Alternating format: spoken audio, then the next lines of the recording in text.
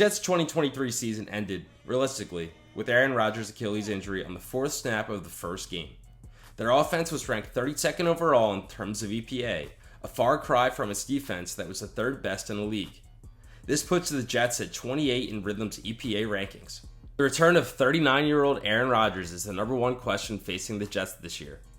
No one is quite sure if he'll be the same quarterback he once was, but to give him the best shot possible, the Jets added 4 offensive linemen, 3 veterans, and an 11th overall pick in Olu Fashanu.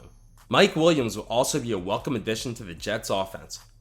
Before getting injured, he finished with a 9.17 expected points added in just over 10 quarters of play last year. To put that in perspective, superstar wide receiver Garrett Wilson finished with 7.29 EPA on the season, more of a testament to the struggles of the offense than to his play specifically.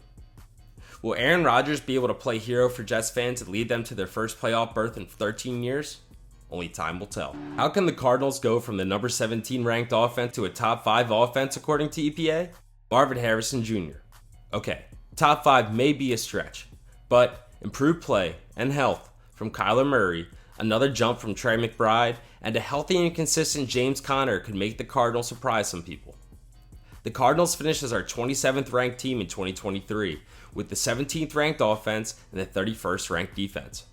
That offensive ranking is a bright spot when you consider Kyler Murray missed the first half of the entire season. Trey McBride broke out last season as an elite tight end, finishing as our 6th ranked tight end with 29.77 expected points added last season, ahead of names like Travis Kelce, TJ Hawkinson, and Dallas Goedert. The Cardinals also added a couple of veteran offensive linemen in Jonah Williams and guard Evan Brown to give Kyler security up front, and they re-signed Greg Dortch, one of the surprises of 2023. Dortch registered a solid .23 EPA per play last season, which is in line with wide receivers like Stephon Diggs and Devontae Adams. Dortch can be a productive player, which is likely why the Cardinals were comfortable letting speedster Hollywood Brown walk and dealing their other speedster, Rondale Moore, to the Falcons. Ultimately, the Cardinals will need to improve on their 31st defensive ranking. The Cards will rely on these key additions, their defensive-minded head coach Jonathan Gannon, and their 2 high draft picks, edge rusher Darius Robinson and corner Max Melton, as they look to bounce back defensively in 2024 and pair that with a refreshed offense to compete in the NFC West. Let's play a game. Would you rather Russell Wilson be your starting quarterback or take on the largest dead cap hit in NFL history and sign Zach Wilson? Well, Sean Payton went with the latter. The Broncos came in at number 26 in Rhythm's EPA rankings, compiling the 21st ranked offense and the 28th ranked defense in 2023. To improve on the offensive end, they went with Bo Nix at number 12 overall with the hopes he can beat out veteran Zach Wilson and Jarrett Stidham for the starting job. To help acclimate Nix to the NFL and hopefully aid his development, they drafted his college teammate Troy Franklin from Oregon in the 4th round. John Franklin Myers, Brandon Jones, Malcolm Roach, and Cody Barton are all veteran defensive players signed to help improve their 28th ranked defense. Franklin Myers was the most productive of the group, and the Broncos will be counting on him to make an impact after acquiring him from the Jets this season. Broncos defense did play better down the stretch, and their overall season ranking is likely weighed down by the unforgettable 70-point game they allowed to the Dolphins in Week 3 of last season. Russ is gone, and so is Jerry Jeudy, who was traded to the Browns this offseason.